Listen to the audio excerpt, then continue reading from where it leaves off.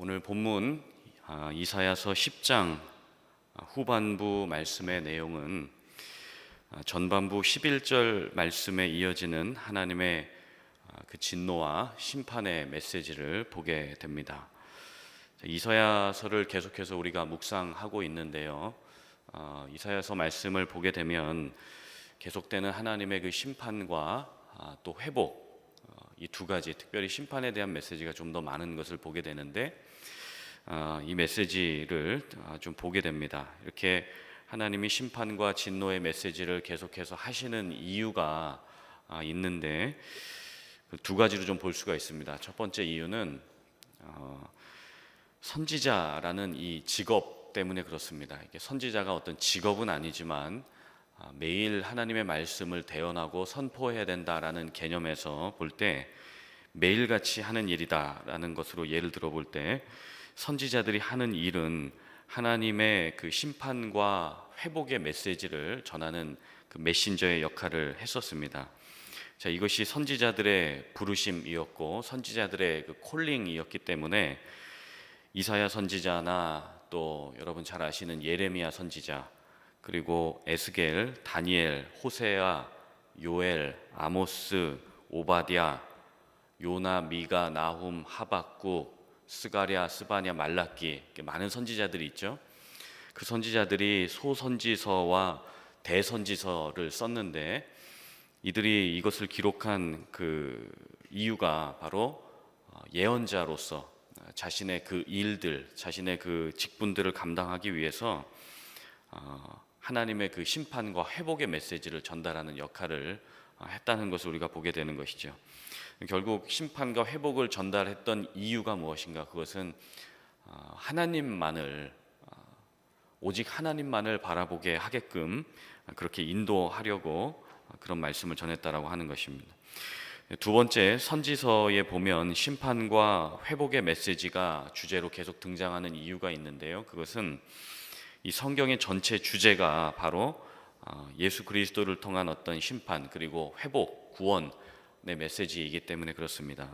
예수님이 직접 말씀하셨죠. 요한복음 5장 39절에 보면 너희가 성경을 연구하거니와 이 성경은 곧 나에 대한 증거다, 이렇게 말씀을 하셨습니다. 예수님이 직접 말씀하신 것이죠. 성경의 주제어를 예수라는 한 단어로 주님이 정리를 하셨습니다. 그래서 예수님이 이 땅에 오신 심판주이시자 또 구원자이신 거죠. 그래서 선지자들은 심판의 주, 또 구원의 주가 되시는 이 메시아 예수 그리스도, 이분을 증거하는 그 일을 매일 직업처럼 했던 것입니다. 본문 이사야의 심판의 메시지가 나오다가 구원의 주 예수에 대해서 또 중간중간 이렇게 삽입이 되어 있는 것을 보게 되죠. 7장 14절에도 보면 그러므로 주께서 친히 징조를 너희에게 주실 것이라. 보라, 처녀가 잉태하여 아들을 낳을 것이요 그의 이름을 임마누엘이라 하리라, 이렇게 말씀을 합니다.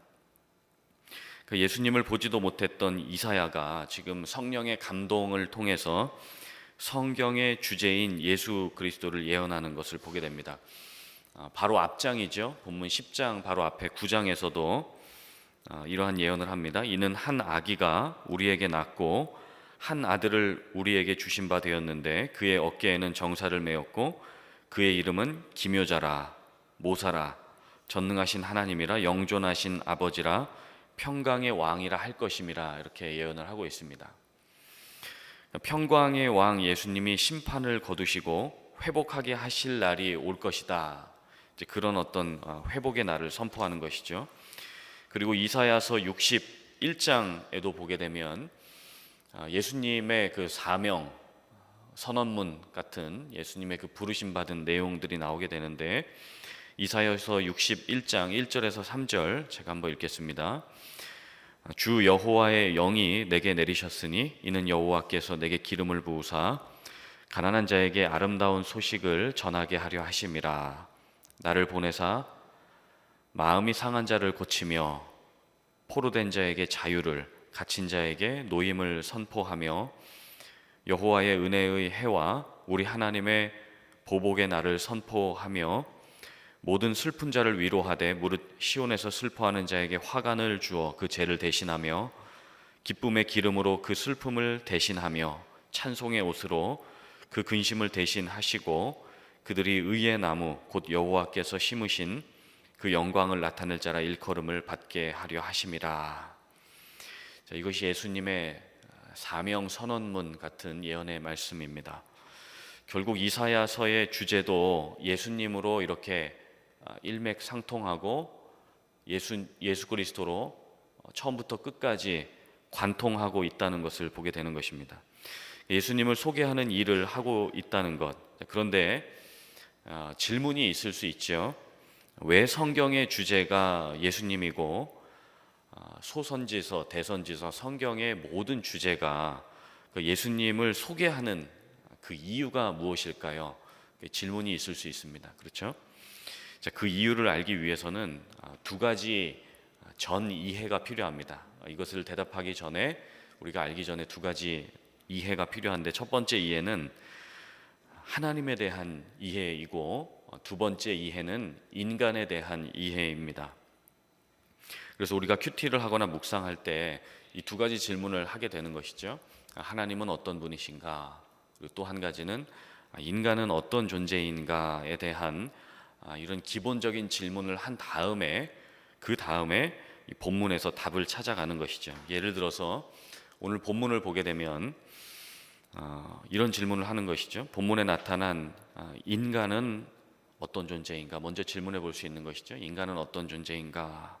이것에 대한 답을 한 가지로, 한 문장으로 좀 정리를 하게 되면 인간은 하나님 앞에서 겸손해야 되는 존재이다라고 이렇게 한 가지 띠을 잡을 수가 있습니다.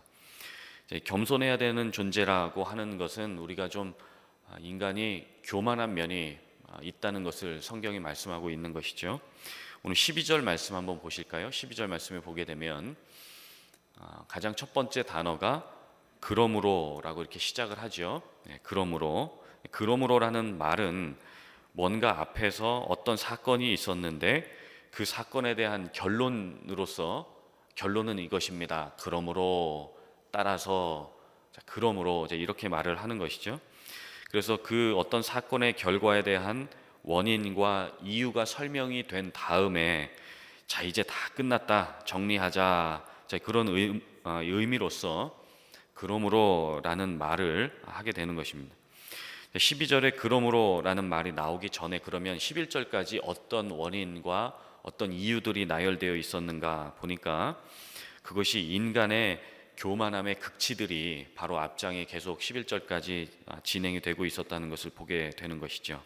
자, 예를 들어서 하나님의 백성이라고 하는 이 유다 사람들이, 특히 이 국가의 지도자들이 굉장히 많이 부패했습니다. 권력을 이용해서 가난한 서민들의 그 권리와 소유를 모두 박탈했죠. 약자들에게 함부로 하는 것이 하나님께서 굉장히 기뻐하시지 않는 일이라는 것을 우리가 이사야서를 통해서 보게 되는데, 가난한 서민들의 권리와 소유를 박탈하고 약자들에게 함부로 하는 것, 그들을 무시하는 것이 바로 이게 교만의 행위입니다. 왜냐하면 빈부귀천, 빈한 사람이나 부한 사람이나 귀한 사람이나 천한 사람, 이 분부귀천을 막론하고 모든 사람은 하나님의 형상으로서 서로가 존중을 받고 사랑을 받는 것이 합당한 것인데, 이게 하나님의 그 존귀한 형상이 이 국가의 부패한 권력가들에 의해서 함부로 약탈당하고 무시하고 짓밟히는 그러한 교만한 상황들을 보게 되는 것입니다. 그런데 성경 말씀으로 백성을 인도해야 되는 또 지도자들이 있었죠. 영적 지도자들인데 그들도 부패해서 우상과 신상을 숭배하고, 또 백성들도 자기들만 우상 숭배하면 그걸로 끝나면 되는데 그 지도자들이었기 때문에 백성들에게까지 영향력을 주는 것이죠. 그래서 그들이 백성들을 갖다가 우상을 숭배하고 신상을 숭배하는 그런 일들을 이렇게 조장하는 역할들을 했습니다. 그리고 공직자들, 공의와 또 정의를 가지고 이 국가를 운영해야 되는 그 정치 지도자들과 공직자들이 부정부패를 하게 되고, 돈 있는 사람, 사랑과 또 힘 있는 강대국에 빌붙어서 사회적 약자들을 동물 취급하는 그러한 현상이 오늘 본문 이사야서의 배경이 되는 것이죠. 자, 인간이 어떤 존재일까요? 이런 존재입니다. 상황이 조금만 나아지면 하나님보다 편안한 삶을 추구하는 것이죠. 인생이 조금만 풀려지면 금세 신앙이 변질되고 교만해져서 하나님 없이 살 수 있을 것처럼 살아갑니다. 코람데오라는 말이 있지 않습니까? 하나님 앞에서 두렵고 떨림으로 하나님을 경배하기보다 강한 자, 그리고 힘 있는 자, 눈에 보이는 그 권력 앞에 아부하고 빌붙는 게 인간이다라는 것을 오늘 본문을 통해서 우리가 보게 되는 것입니다. 또 신앙이 좋다가도 조금만 어려운 일이 생기면 하나님 원망하고 탓하는 게 인간이라는 것을 보게 되는 것이죠. 이게 다 하나님의 은혜와 사랑을 잃어버린 인간의 교만한 모습입니다. 물론 우리 강 목사님이 늘 말씀하시듯이 인간 안에 이런 원죄를 통한 죄성과 교만과 부패함이 있지만 성령을 통해서 인치심을 받고 하나님의 자녀가 된 사람들에게는 이러한 교만한 모습 이후에 변화된 새 사람의 모습들이 있죠. 인간의 잠재력이 있고 예수를 성전으로 모신 사람에게는 무한대로 하나님께서 역사하시기 때문에 이러한 모습들을 제거해 나갈 수가 있는 또한 은혜가 있는 것입니다. 자, 그런데 인간이 얼마나 교만한지 오늘 본문 말씀을 통해서 계속 이제 이따가 또 강해하면서 다루겠지만 제 자신을 좀 살펴보게 됐습니다. 저도 얼마나 교만한 모습이 있는가. 제가 여러분 아시지만 어릴 때 그 연예인 생활을 했잖아요. 네. 물론 하다가 중간에 이제 좀 그만두긴 했지만 그때 제가 돈을 좀 많이 벌었습니다. 그래서 제가 부모님께 효도를 했어요. 네. 그때 얼마나 돈을 많이 벌었는지 제가 사고 싶은 거 다 사고 먹고 싶은 거 다 먹고 친구들이랑 놀러 다니고 막 그랬거든요. 근데 제가 그때 그런 생각을 했으면 이게 다 하나님의 은혜인데, 하나님이 주신 은혜인데 이렇게 생각했어야 되는데 제가 그때 너무 교만해져 가지고 내가 얼굴이 잘생겨서 내가 연기를 잘해서 내가 이렇게 인기가 많아 가지고 돈을 버는 거다, 그렇게 생각을 했던 것이죠. 그러니까 부모님과 함께 예배드리고 친구들과 함께 하나님 경배하고 이런 것이 즐거웠어야 되는데 이제 그런 것들을 다 뒤로 하고 돈이 생기니까 안정감이 주어지잖아요. 하나님보다 돈을 더 의지하게 되고 하나님보다 연예인 생활하는 게 더 즐겁고, 그러다 보니까 제가 굉장히 많이 교만해졌던, 하나님보다 어떤 다른 것들을 의지했던 그런 저의 모습을 좀 돌아보게 되었습니다. 이 세상에서 저를 가장 잘 아는 두 사람이 있다면 저희 어머니와 저희 집사람일 것입니다. 제가 얼마나 교만한지 우리 어머니는 저를 너무 잘 아시죠. 그래서 저희 김부영 권사님 새벽마다 아들을 위해서 기도하실 때 늘 이렇게 기도하신다고 저에게 얼마 전에도 말씀해 주셨는데요. 하나님, 우리 아들 목회할 때 바다같이 넓은 마음 주십시오. 네, 아멘을 하셨습니다. 네. 하나님, 우리 아들 목회할 때 겸손한 주의 종 되게 하셔서 하나님을 잘 섬기고 또 우리 성도님들 잘 섬기게 낮은 마음 주십시오. 저희 어머니가 늘 전화할 때마다 제 영혼을 점검하세요. 아들아, 오늘도 겸손했지? 네, 이렇게 하시는 거죠. 그리고 또 저를 잘 아는 저희 집사람이 있는데 저희 와이프가 제가 얼마나 교만한지를 잘 알죠. 그래서 생일 때 저에게 3권의 책을 선물해 주었는데요. 책 3권의 제목이 뭐냐면 낮은 마음, 또 한 권은 겸손의 은혜, 또 한 권은 겸손의 대가들. 처음에는 기분이 좀 안 좋더라고요.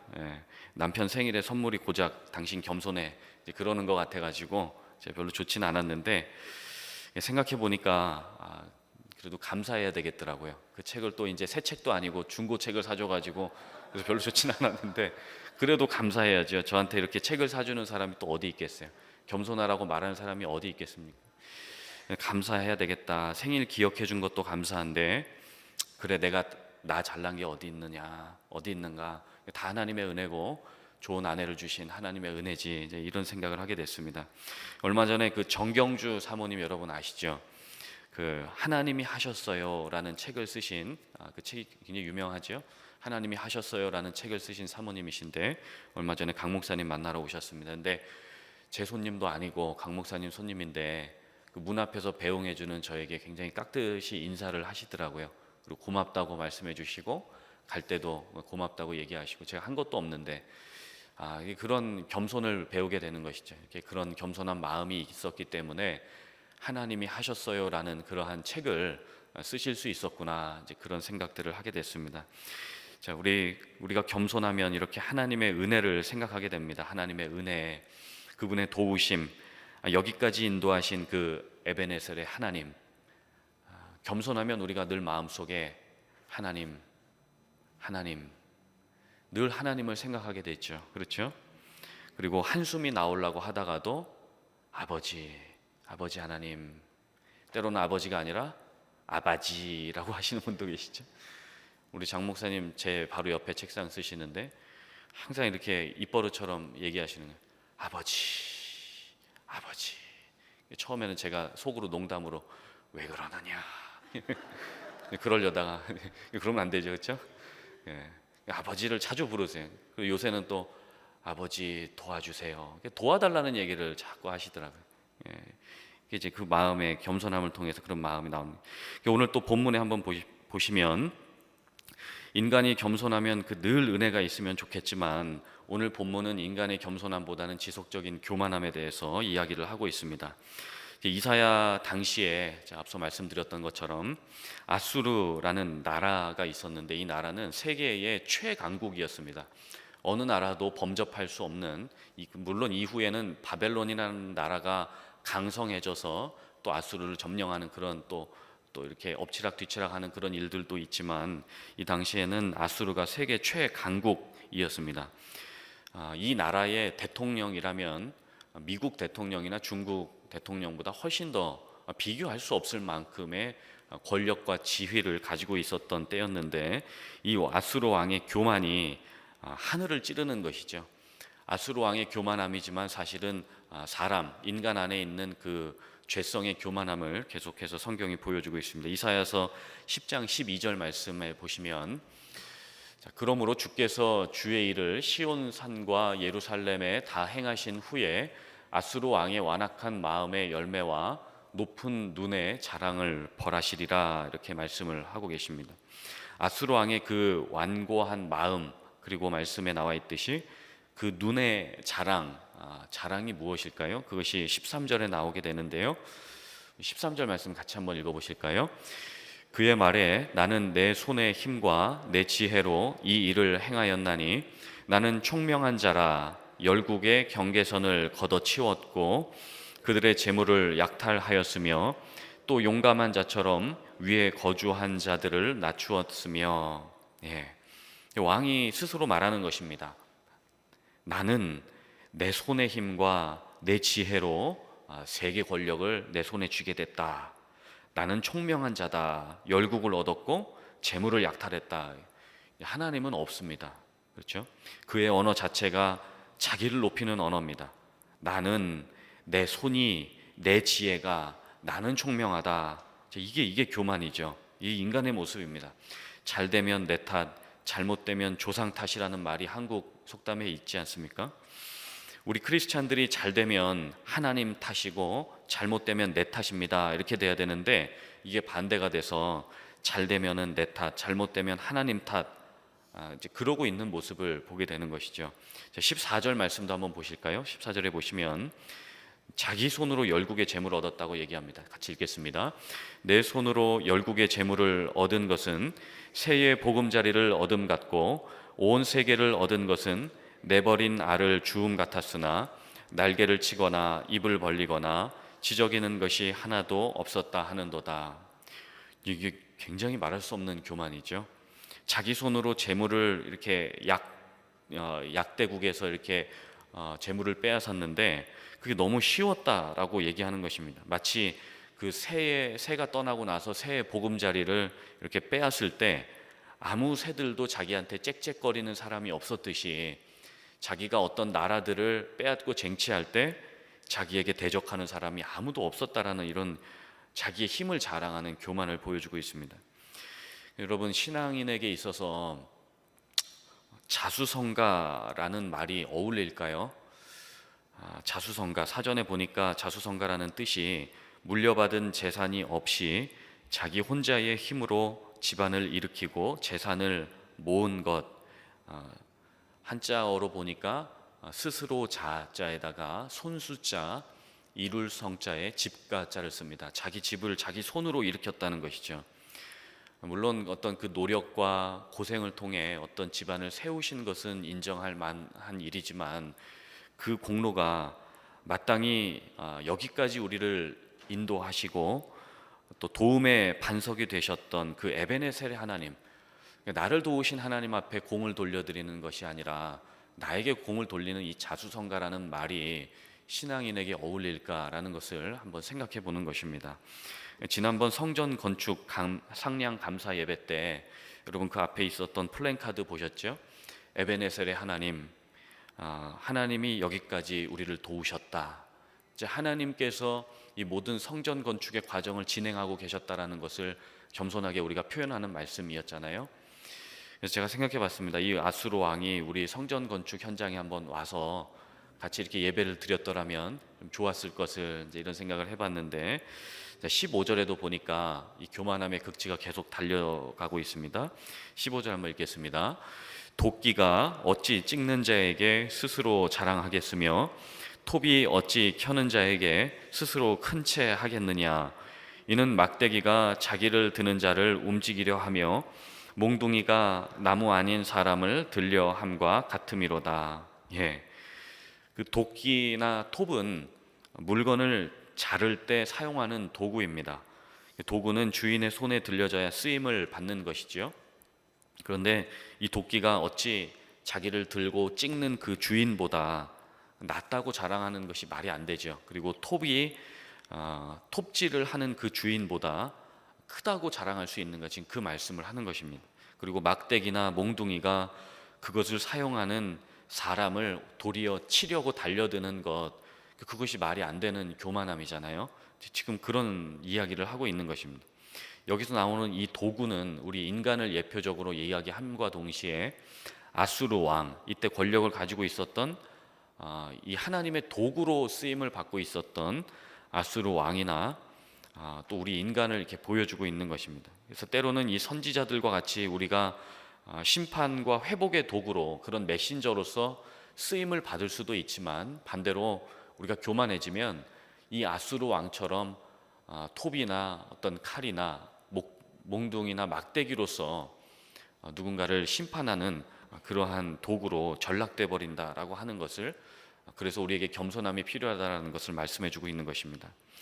자, 그래서 오늘 본문을 통해서 계속해서 보게 되는 그 인간 이해, 인간은 어떤 존재인가요? 늘 겸손해야 되는 존재다라고 하는 것을 우리가 보게 되는 것입니다. 강자나 권력에 빌붙어서 약자를 버리고 무시하는 존재가 아니라는 것이죠. 소외된 자, 가난한 자들을 섬겨야 되는 존재입니다. 돈 때문에 신앙의 현주소를 망각하는 존재가 아니라 신앙이 안정이 되고 물질의 여유가 생겨질수록 더욱 하나님의 은혜를 생각하면서 여기까지 우리를 도우셨다, 여기까지 하나님 나를 인도하셨구나 라고 모든 그 감사와 찬송과 영광을 하나님 앞에 올려드려야 되는 존재가 바로 인간의 의미이다 라고 하는 것입니다. 자, 그러면 여기까지 인간에 대한 이해를 우리가 좀 생각하게 되었다면 반대로 하나님의 이해에 대한 이해가 좀 필요하겠지요. 이렇게 교만한 인간을 하나님이 어떻게 다루실까요?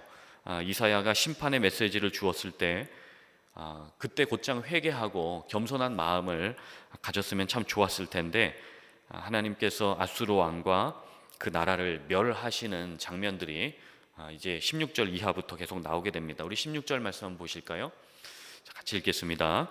그러므로 주 만군의 여호와께서 살진 자를 파리하게 하시며 그의 영광 아래에 불이 붙는 것 같이 맹렬히 타게 하실 것이라. 네. 이 살찐 자가 파리하게 된다는 것은 살찐 사람이 살이 빠져서 야위어진다라는 말입니다. 살쪘다는 것은 교만함이 비대해져서 이렇게 거구가 되었다. 그런데 하나님께서 그를 야위게 하실 것이다, 이렇게 말씀을 하는 것이고요. 또 말씀해 보면 그의 영화, 그 영화는 그 사람의 어떤 그 영광, 자랑거리를 말하는데, 그 자랑거리가 곧 불이 붙어서 다 타버리고 말 것이다. 교만의 자랑거리들을 주님은 제거하실 것이다, 이렇게 말씀을 합니다.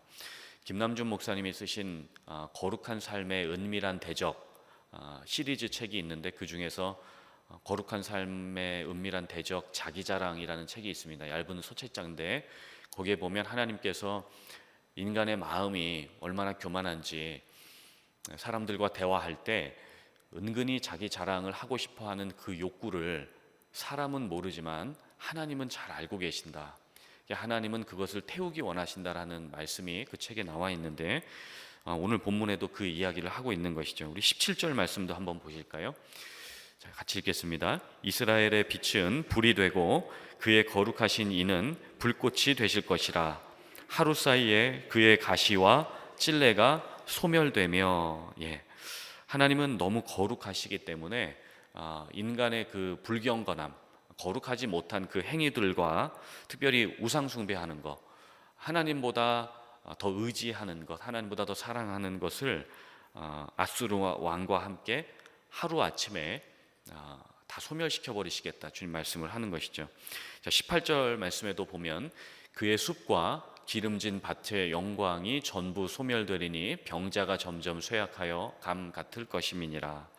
병자가 점점 병에 들려서 쇠약해지는 것처럼 교만한 마음을 가지고 있는 그 나라와 그 사람은 점점 힘을 잃고 약해져 갈 것이다 라고 말씀을 하는 것이죠. 자, 끝으로 19절도 한번 같이 읽겠습니다. 그의 숲에 남은 나무의 수가 희소하여 아이라도 능히 계수할 수 있으리라. 자, 이 말씀은 이렇게 교만해져서 하나님이 다 태워버리신 나라에 나무 한 그루도 남지 않을 만큼, 어린 아이라도 그 숫자를 몇 그루가 남았나 세워볼 수 있을 만큼 하나님은 남김없이 모조리 다 소멸시키시겠다라는 말씀을 하는 것입니다. 나라가 완전히 망하고 왕이 죽고 이 나라 꼴이 잿더미에 앉게 된 것이지요. 제가 수년 전에 사역할 때 사업하시는 그 장로님을 통해서 저희 목회자들이 북한에 잠깐 방문할 일이 있었습니다. 북한에 가게 됐는데 참 재밌는 것은 이 38선 군사 분계선이라고 하죠. 그것을 기준으로 해서 저희 버스가 이렇게 그 선을 넘어가게 됐는데, 넘어가서 바로 1마일도 안 갔는데 보니까 남한과 북한의 그 모습이 너무 달랐습니다. 남한에는 건물도 이렇게 세련되고 땅에 잔디도 있고 나무도 있고 아름다운 모습들이 있는데, 북한에 바로 그 경계선을 넘어가니까 온 땅에 잔디도 없고 나무도 한 그루도 없고, 그리고 건물도 다 흉가가 돼가지고 다 무너져 있는 모습들이었습니다. 그리고 땅은 아무것도 나지 않을 만큼 다 불에 태워가지고 잿더미가 된 그러한 북한의 모습들을 보게 됐는데요.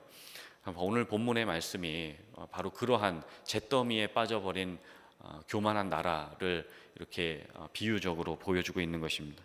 이렇게 하나님은 우리가 하나님을 의지하지 않고 교만할 때 우리의 마음을 이렇게 시커멓게 다 태워버리신다라고 말씀을, 아무 생물도 살지 못하는 사막과 같은 마음, 그런 마음, 그 땅으로 그렇게 만드시겠다라고 말씀을 하는 것이죠. 왜 그럴까요? 이게 좀 잔인하지 않습니까? 하나님 왜 이렇게 잔인한 방법을 쓰실까요? 왜냐하면 하나님은 교만한 자를 대적하시고 겸손한 자에게만 은혜를 베푸시는 하나님이다라고 말씀을 하고 계시기 때문에 그렇죠. 이 교만병에는 처방해 줄 약이 없습니다. 나만 잘났다라고 하는 이 왕자병, 이 공주병에 빠지면 이것을 처방해 줄 어떤 그 치료 약이 없는 것입니다. 하나님은 우리의 심령이 언제나 겸손하게 하나님만을 바라보고 또 우리의 마음밭에 있는 모든 우상을 다 제거하기 원하십니다. 왜냐하면 우리의 정체성, 선지자들뿐만 아니라 우리의 정체성이, 또 우리의 삶의 어떤 부르심의 이유와 목적이, 우리의 아이덴티티가 바로 하나님만을 경배하는 것, 하나님께만 모든 영광을 올려드리고 그분만을 겸손하게 섬기는 것이 바로 우리의 존재의 지음받은 정체성이기 때문에 주님이 우리의 마음밭을 그렇게 기경해 나가는 것이죠. 자, 그런데 죄악으로 이렇게 우리의 몸과 마음이 망가졌습니다. 입만 열면 내가 했다, 내 힘으로 했다, 자수성가, 자녀들이 잘 되면 내가 고생해서 그렇지, 하나님 믿은 것도 내가 먼저 믿어서, 주님이 우리를 찾아와 주신 것인데 내가 하나님 잘 믿어서, 그런 생각을 하게 되는 것입니다. 그렇다면 도대체 여러분 하나님 언제 영광 받으실까요? 우리가 늘 그렇게 내가 한다면 우리 하나님 언제 영광 받으시고 우리를 통해 언제 존귀의 여김을 받으시겠습니까? 교만함에는 약도 없고 처방과 솔루션이 없는 것이죠. 한방에도 양방에도 하버드 대학병원에도 이 교만병에는 치료가 불가능한 것입니다. 그러면 어떻게 합니까? 그냥 이렇게 살다가 죽는 것, 이런 죄성을 가지고 살다가 죽는 것이 우리의 삶이라는 것일까요? 이렇게 가망이 없고 이렇게 소망이 없는 것이 인간의 모습이기 때문에 오늘 본문 말씀은 계속해서 심판의 메시지를 주고 있는가? 그런 것이 아니죠. 그런 것이 아니기 때문에 오늘 제가 앞서 말씀드렸던 7장과 9장과 61장에도 계속해서 심판의 메시지가 나옴과 동시에 그 중간중간 우리의 소망이 되시는 누가 등장하죠? 예수 그리스도가 등장하는 것이죠. 7장 14절 말씀에 제가 한번 다시 읽어드리겠습니다. 그러므로 주께서 친히 징조를 너희에게 주실 것이라. 보라, 처녀가 잉태하여 아들을 낳을 것이요 그의 이름을 뭐라 한다고요? 임마누엘이라 하리라. 이게 얼마나 큰 희망입니까? 그렇죠? 예수님의 이름의 뜻이 두 가지입니다.